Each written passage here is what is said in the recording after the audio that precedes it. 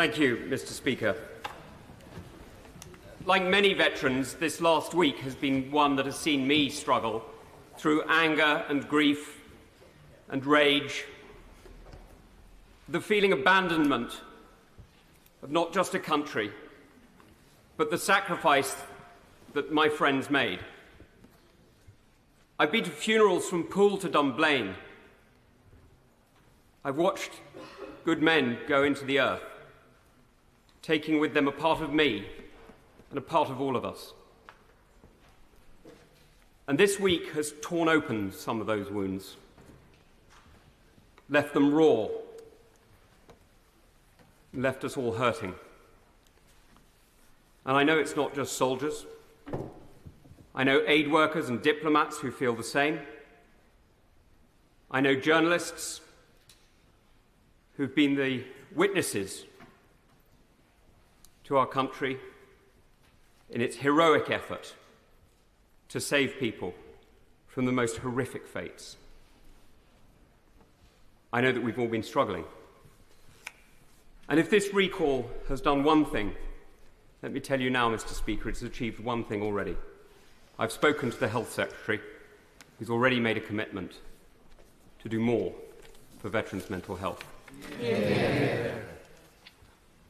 This isn't just about us. The mission in Afghanistan wasn't a British mission, it was a NATO mission. It was a recognition that globalization has changed us all. The phone calls that I am still receiving, the text messages that I've been answering as I've been waiting, putting people in touch with our people in Afghanistan, reminds us that we are connected. We are connected still today, and Afghanistan is not a far country about which we know little. It is part of the main. That connection links us also to our European partners, to our European neighbours, and to our international friends.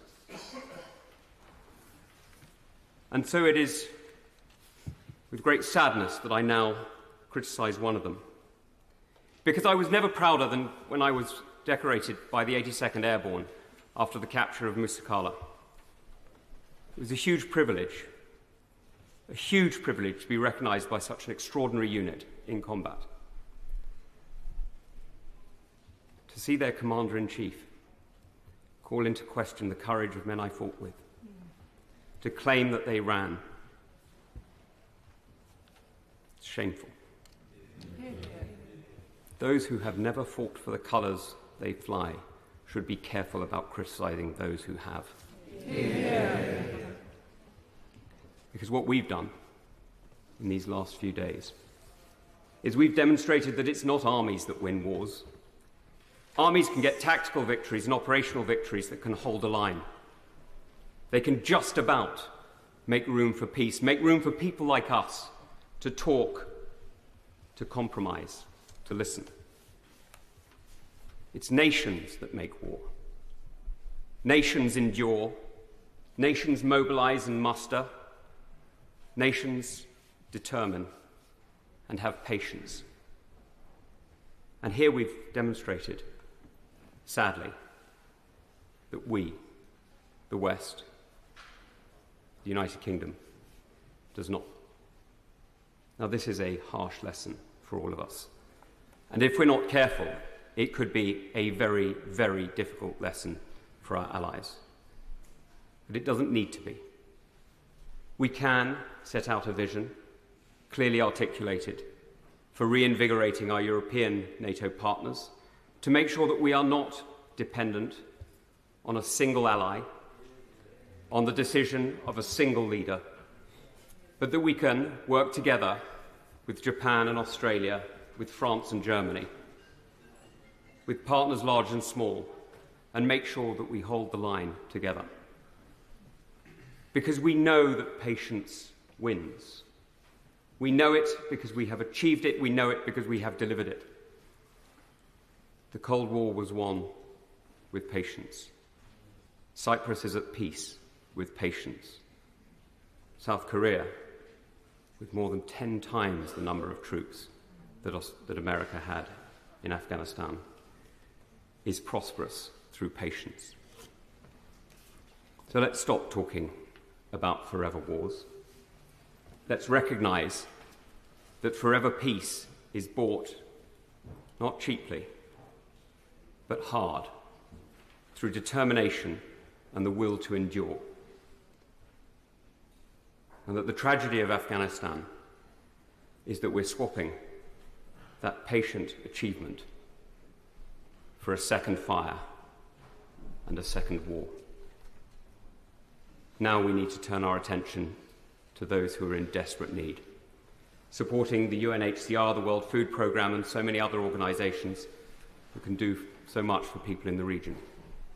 Yes, supporting refugees, of course I support refugees, though I'm not going to get into the political auction of numbers. We just need to get people out. So I leave with one image. In the year that I was privileged to be the advisor to the Governor of Helmand, we opened girls' schools. And the joy it gave parents to see their little girls going to school was extraordinary, and I didn't understand it until I took my own daughter to school about a year ago. There was a lot of crying when she first went in, but I got over it and it went okay. And I would love to see that continue. But there is a second image I must leave you with, and it is a harder one. But I'm afraid it is one that I think we must all remember. Wait, only for a minute. And I wonder if you could say a bit more about that second image. I'm very grateful to my friend who was watching the clock more than me. The second image is one that the forever war that has just reignited could lead to. It is the image of a man whose name I never knew, carrying a child who had died hours earlier, carrying this child into our firebase and begging for help. Now, there was nothing we could do. It was over. Because, Mr. Speaker, this is what defeat looks like. It's when you no longer have the choice as to how to help. This doesn't need to be defeat, but at the moment, it damn well feels like it. David.